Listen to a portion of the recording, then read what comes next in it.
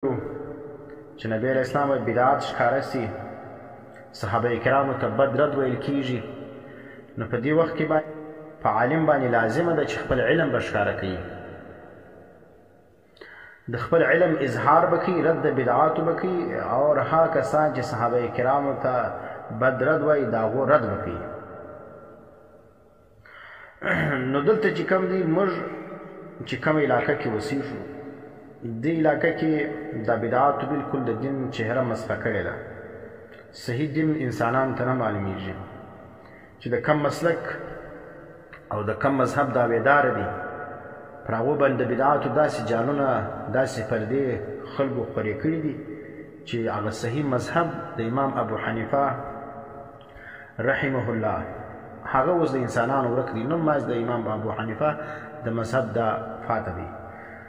او چې په کوم مسلک باندې موږ د علمای دیوبند د دې صرف دعوه فاته ده، او نور چې کوم دی هغه ټول مسلک د علمای دیوبند دا دلته خلکو نوم د بدعاتو ګرځولی دی، ټول بدعات کوي، وایي موږ د علمای دیوبند مسلک یو. او چې بیا څه وخت هغه مسله درته بیان کړ سي، دی ډېر ورته حیران سي، او بل دی څه وکړي دغه مسله د وهابیانو د خوارجو د پنجپیرانو سره تعلق دغه د پیدا کوي، او عالم چې دا بیاني هغه ته بیا دغه نسبتونه کوي، وهابي دی، خارجي دی، فلانی دی، وینې دغه ورته لا مذهبه دی. نو موږ دغه شی اوس ثابتو چې دغه بدعات زموږ په دې علاقه کې د دین او د مذهب او د اسلام اصلي چهره مسخه کړې ده. په دې کې خو یو مشهوره کتاب ولو چې تحقیق المختار، هغه باندې موږ څه کار کړی ولو، اوس چې کوم دی هغه موږ یو بل کتاب په مخه راخستی دی چې الفتاوا المیوندیه. دا فتاوا میوندیه زه لږ تعارف ورته وکړم، تاسو به شاید پیژنئ. دا مولانا نور محمد ابوالعدل چې ورته وایي، دا د لې تروه کې د ده خپله مدرسه ده، ښه عالم دی. دا فتاوا چې لیکلې ده په عربي ژبه باندې، نو عربي باندې هر څوک شی لیکلی هم نسي، نو دا د پر علمیت باندې دلالت کوي چې ښه عالم دی. لیکن مسایل چې کم دي هغه چې موږ کتلي دي، د اکثره دا مسایل کې چې موږ نشاندهي کړې ده، د اکثره د بریلویانو مسایل دي. او دا مسایل چې تاسو وګورئ دا ټولې فتاوای رضویه کې یا د بریلویانو چې کوم کتابونه دي هغو کې وجود لري، د علمای دیوبند کتابو کې دې وجود نشته. زموږ به د اهل بدعتو خلاف د معرکه چې کوم ده دا د ذاتیاتو پر بنیاد باندې وي، دا به علمي بنیاد باندې وي. موږ ته هر عالم چې کوم دی هغه قدرمند دی، موږ د هغه قدر او عزت کوو، لیکن د مسایلو تعین، د هغه د بدعاتو تعین، د هغو رد د خپل علمي فریضه بولو. لکه څنګه چې مخته مبارزه کړې په هغه کې مې د چا ذاتیاتو ته لاس نه دی راچولی، نه مې د چا پر ذاتیاتو باندې دغه کړې ده، صرف علمي نیوکې موږ پر چا باندې کړي دي. او دا به انشاءالله د هغه پر روان مخکې هم موږ پر ټولو بدعتیانو باندې چې کوم د هغو خلاف موږ کار کوو، علمي نیوکې به پر کوو پر هغو باندې.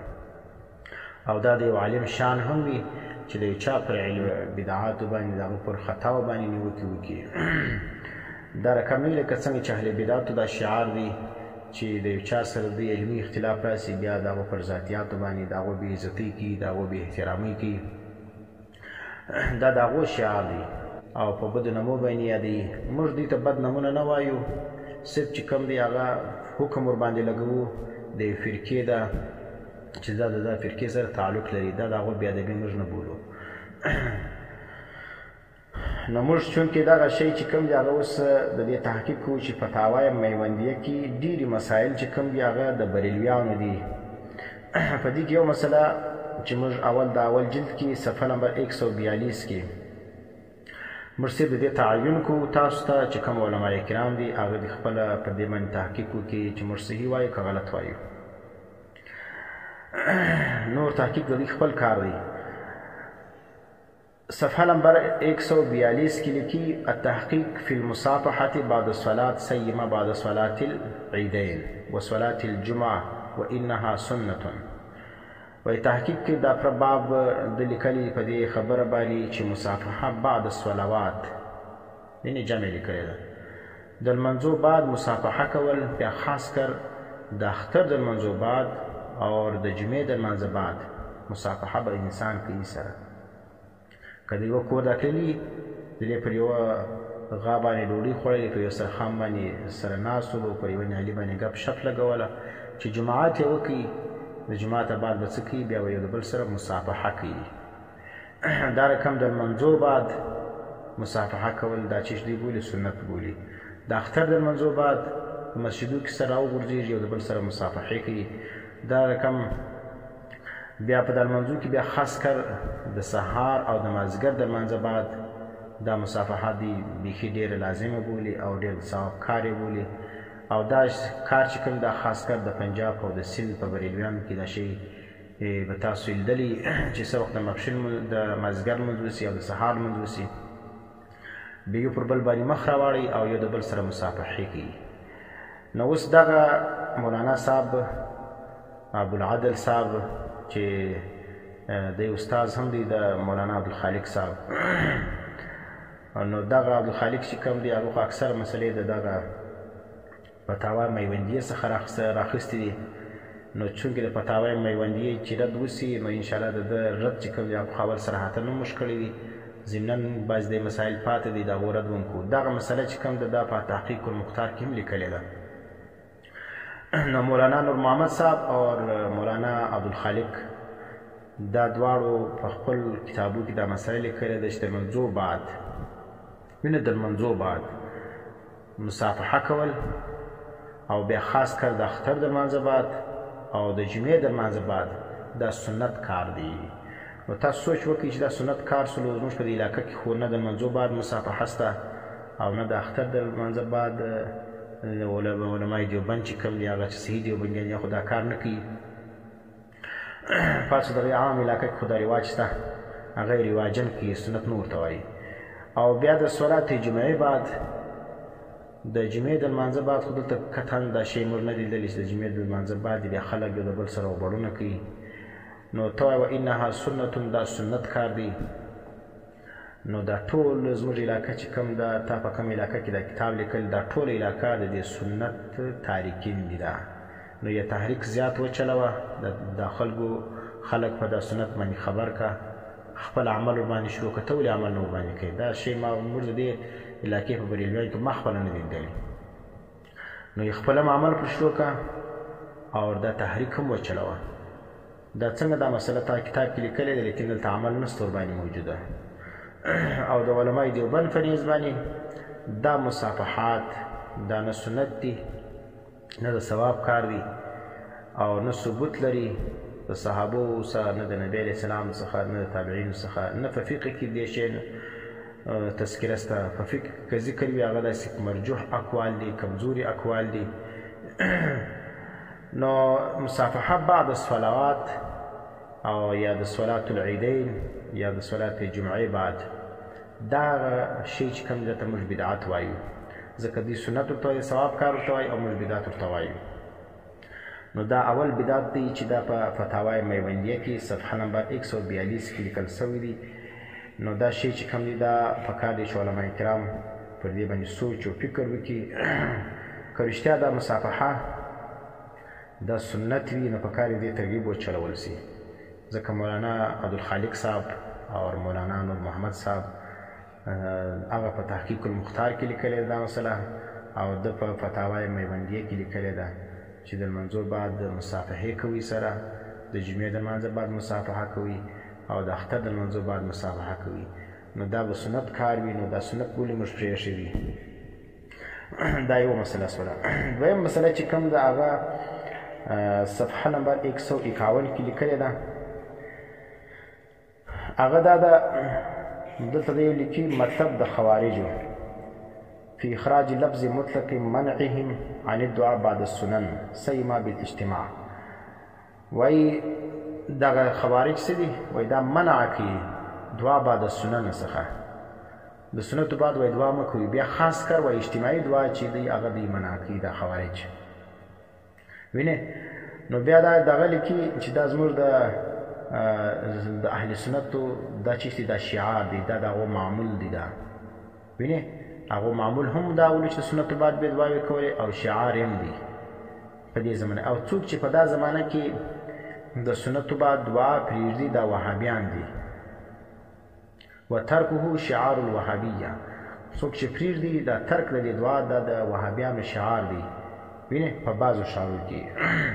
نو اوس ګوره د سنت بعد دعا چې کوم ده دا مولانا نور محمد صاحب په خپل کتاب کې ودې ته چې شوه شعار بولي د چا د اهل سنت والجماعت، او څوک چې پرېږدي دا وهابیان بولي. نو تاسو وګورئ چې زموږ علمای دیوبند چې موږ تاسو صحیح علمای دیوبند بولو، لکه هغه د غټ مدارس جامعه دارالعلوم کراچي سوله، جامعه فاروقیه سوله، نیو ټاون سولو، جامعه اشرفیه سوله، جامعه الرشید سوله، بنوریه سوله، دا رقم نوري اکوړه خټک سوله، دارالعلوم دیوبند سوله، دا ټول مدارس چې کم دي دا د علمای دیوبند هغه ترجمان مدرسې دي. په دې یوه مدرسه کې خو موږ دغه د سنتو بعد د دعا نه د هغو لیدل موږ کړي دي، او نن د دوی په فتاواو کې دا شی لیدلی دي چې د سنتو بعد تاسو دعا کوي دا د اهل سنتو شعار دی، او چې څوک یې پرېږدي دا چې د خوارج دي. نو دا دویم بدعت دی، دا ته موږ بدعت وایي چې د سنتو بعد څوک دعا چې کوي دا همیشه کوي، لازمې بولي، څوک یې نه کوي هغه ته وهابي وایي. نو لا شک فی بدعته، دا بالکل بدعت دی. دا دوی مسئلې سولې. درېیمه مسله دا ده چې غلطه مسله ده، هغه دا ده چې په صفحه نمبر 158 کې ذکر کوي، نه 57 کې، صفحه نمبر 157 کې مولانا نور محمد المیوندی چې مشهور په ابوالعدل باندې دی او د مولانا عبدالخالق استاذ دی، هغه لیکي تحقیق فی اتیان ارواح المؤمنین فی الاوقات الفاضله الی بیوتهم. بلې بیا دا تحقیق کړی دی دا چې د مؤمنانو ارواح راځي خپلو کورو لره په اوقات فاضله کې، معنی چې کوم د فضیلت وختونه دي په هغو وختو کې دا ارواح چې کوم دي د مړو د مؤمنانو دا راځي خپلو کورو لره. بیا خاص کر د جمعې په شپه باندې راځي او په ورځ د جمعې باندې راځي، بیا د کور مخ ته ولاړې نارې وي او په زور د غمجن آواز باندې ای اهله، ای اولاده، ای قریبانو، نرمي وکړي، رحم وکړي پر موږ باندې، صدقه وکړي، وینې خیرات وکړي، ذکر وکړي، موږ مه هېروي، پر موږ رحم وکړي. وینې دغه خبرې چې کوم دا د لیکلي چې په اوقات فاضلو کې ارواح د مؤمنانو دا راځي خپل کورو لره. او بیا څه لیکي وایي دغه فرقه متشددیه چې وهابیان دي چې منکر دي د اتیان د ارواحو څخه او تصرف څخه فی القبور وانه ثابت بلا مریه. وینې وایي دا فرقه متشدده څه ده د وهابیانو دا انکار کوي د دې څخه چې اتیان د ارواحو نه کیږي. نو څه معنا دلته دی دغه فتوا لګي چې کوم څوک د ارواحو د راتلو څخه منکر دي په هر جمعه باندې یا په نیکو اوقاتو کې دی هغو ته وهابیان وایي. په پوهېږئ؟ نو تاسو دا پته مسله هم وګورئ چې آیا دا مسله صحیح ده که غلطه ده. د علمای دیوبند شو موږ د علمای دیوبند سره تعلق لرو، موږ هغو خلکو ته دا توصیه کوو، دغه زموږ مشوره ده چې تاسو دا مسله وګورئ چې رښتیا په صحیح اوقات فاضلو کې روحونه چې کوم دي هغه راځي کورو لره نارې وایي، خلکو څخه خیراتونه غواړي، خلکو د خیراتو ترغیبات وکړي. ویې ګورئ چې علمای دیوبند دا رقم شی لیکلی دي که نه دي لیکلی. که متقدمینو او متاخرینو علمای دیوبند چې دي هغه شول او متقدمین او وروسته وهابیان سلو، نو هغه متقدمین په کتابو کې تاسو راوښیاست چې هغو د دې قول کړی دي که نه دي کړی. نو دا درې مسلې سوې. نو دا بالکل دا رقم کتاب دی، دا فتاوی میوندیه چې دا مطلب دا د بدعاتو څخه ډک فتاوا ده. عالم شالم دی لیکن دا ځای کې دی ښویېدلی دی چې بدعات چې کوم دی هغه اکثره پکې لیکلي. دغه د ارواحو مسله چې تاسو وګورئ یا نور چې کوم دا ټولې په فتاوای رضویه کې موجوده دي، تاسو هلته بیا وګورئ، ما کتلي دي اکثره مسایل چې کوم دي هلته وجود لري. بل چې کوم دی بله مسله صفحه نمبر 162 کې لیکي این قبر امیر المؤمنین علی رضی الله تعالی عنه. وایي د حضرت علي رضی الله تعالی عنه قبر چیرې دی؟ بیا د په خپل تحقیق باندې ذکر کړی ده چې وایي وان وثانیهما ان قبره هو الموضع الذي يزار ويتبرك به ومن المواضع التي يشتهر قبره فيها ويزار ويتبرك به هو المزار الذي هي علاقة من علاقات افغانستان. وایي دا قبر چې کوم دا هغه ځای دی چې په هغه باندې خلک د هغه زیارت کوي او د هغه څخه برکتونه حاصلوي. او بل دا وایي د هغه مشهور ځایو څخه چې ما په کوم په خلکو کې مشهوره دی چې دا قبر د حضرت علي رضی الله عنه د هغه تبرک حاصلي، هغه مزار دی چې په افغانستان کې موجود دی چې هغه څه دا دی چې اوس ورته وایي چې دا مزار شریف دی. په مزار شریف کې چې کوم علاقه ده او کوم قبر دی دا دی چې شوی قبر د حضرت علي رضی الله عنه. تاسو په دې باندې تحقیق وکړئ چې دا قبر د حضرت علي رضی الله عنه دی که نه دی. نو څنګه د حضرت علي رضی الله عنه دغه جسد مبارک د هغه علاقې څخه دلته را منتقل کړل سلو، نو تاریخ کې کوم کتاب کې دا ذکر شوي دي. او دغه موږ خو دا وایي چې دلته چې کوم قبر دی دا د ابوالحسن علي بن ابي طالب دا د هغه قبر دی، او دا د فقه حنفي یو مشهور عالم دی، د هغه تدفین دلته سوی دی. نو پاتې شوله د حضرت علي رضی الله عنه قبر چې کوم دی هغه دلته نشته. نو دی چې کوم دی دا یو علمي نیوکه ده چې موږ پر ده باندې کوو. موږ دا وایو چې دغه خبره چې کوم ده زموږ په تحقیق باندې دا خبره غلطه ده.